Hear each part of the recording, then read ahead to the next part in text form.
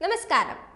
Reserve bank അല്ലെങ്കിൽ മറ്റ് നിയന്ത്രണ ഏജൻസികളുടെ അനുമതിയില്ലാതെ വായ്പ നൽകുന്നതും ഏതെങ്കിലും തരത്തിലുള്ള സാമ്പത്തിക ഇടപാടുകൾ നടത്തുന്നതും ജാമ്യമില്ലാ കുറ്റമായി കണക്കാക്കുകയും പിഴ ഈടാക്കുകയും ചെയ്യുന്നതിനുള്ള നിർദ്ദേശവുമായി എത്തിയിരിക്കുകയാണ് കേന്ദ്ര സർക്കാർ.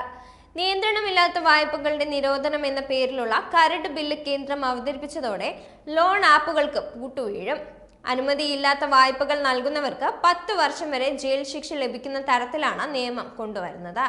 ഉപഭോക്താക്കളുടെ താൽപര്യം സംരക്ഷിക്കുകയും ക്രമവിരുദ്ധമായി വായ്പ നൽകുന്നവരുടെ പ്രവർത്തനം അവസാനിപ്പിക്കുകയുമാണ് നിയമത്തിലൂടെ ലക്ഷ്യമിടുന്നത്.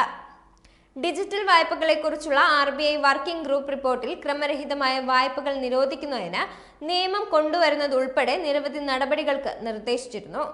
ഇവയിൽ റിസർവ് ബാങ്കിലോ മറ്റ് നിയന്ത്രിത സ്ഥാപനങ്ങളിലോ രജിസ്റ്റർ ചെയ്യാതെ പൊതുവായ്പ നൽകുന്നവർക്ക് നിയന്ത്രണം ഏർപ്പെടുത്തണമെന്നും നിർദ്ദേശിച്ചിരുന്നു. നിയമം ലംഘിച്ച് ആരെങ്കിലും ഡിജിറ്റലായോ മറ്റേതെങ്കിലും വിധത്തിലോ വായ്പ നൽകിയാൽ കുറഞ്ഞത് 2 വർഷം വരെ തടവ് ശിക്ഷ ലഭിക്കും. ഇതോടൊപ്പം 2 ലക്ഷം രൂപ മുതൽ 1 കോടി രൂപ വരെ പിഴയും ചുമത്താം. കടം കൊടുക്കുന്നയാളുടെയോ കടം വാങ്ങുന്നയാളുടെയോ ആസ്തി ഒന്നിലധികം സംസ്ഥാനങ്ങളിലോ കേന്ദ്ര ഭരണ പ്രദേശങ്ങളിലോ സ്ഥിതി ചെയ്യുകയോ ചെയ്താൽ അന്വേഷണം CBIക്ക് കൈമാറുമെന്നും ബില്ലിൽ പറയുന്നുണ്ട്.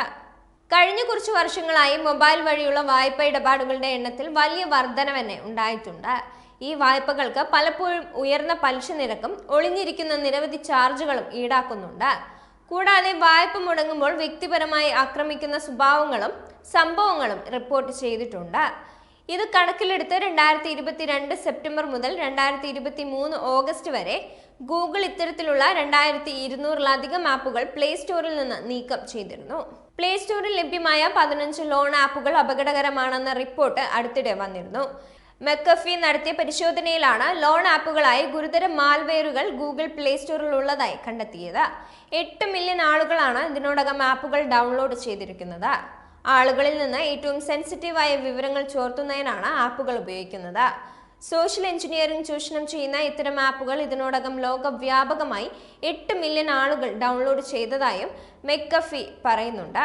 പ്ലേ സ്റ്റോറിലുള്ള ആപ്പുകൾ ആയതിനാൽ തന്നെ വിശ്വാസയോഗ്യമാണെന്ന് കരുതിയാണ് പലരും ഡൗൺലോഡ് ചെയ്യുന്നത്. വേഗത്തിൽ ലളിതമായ നടപടിക്രമങ്ങളിലൂടെ വായ്പകൾ വാഗ്ദാനം ചെയ്താണ് ഈ ആപ്പുകൾ ഉപയോക്താക്കളെ ആകർഷിക്കുന്നത്. ആപ്പിൽ സൈനപ്പ് ചെയ്യുന്നതിലൂടെ ഉപയോക്താക്കൾ അവരുടെ സേവന നിബന്ധനകൾ അംഗീകരിക്കുകയും സ്വകാര്യതാ പ്രസ്താവന അംഗീകരിക്കുകയും ചെയ്യുകയും ഇതിലൂടെ മൊബൈലിലെ സ്വകാര്യ വിവരങ്ങൾ ചോർത്തുമെന്നുമാണ് ഗവേഷകർ കണ്ടെത്തിയിരിക്കുന്നത്. ഫോണുകളിൽ എത്രയും പെട്ടെന്ന് പ്ലേ പ്രൊട്ടക്ട് ഫീച്ചർ പ്രവർത്തനക്ഷമമാക്കിയിട്ടുണ്ടെന്ന് ഉറപ്പാക്കാനാണ് ഇത്തരം തട്ടിപ്പുകളിൽ നിന്ന് രക്ഷപ്പെടാനുള്ള മാർഗമായി ഗൂഗിൾ നൽകുന്ന നിർദ്ദേശം. വിവിധ രാജ്യങ്ങൾക്കായി വ്യത്യസ്ത ആപ്പുകളാണ് തട്ടിപ്പുകാർ ഉപയോഗിക്കുന്നത്.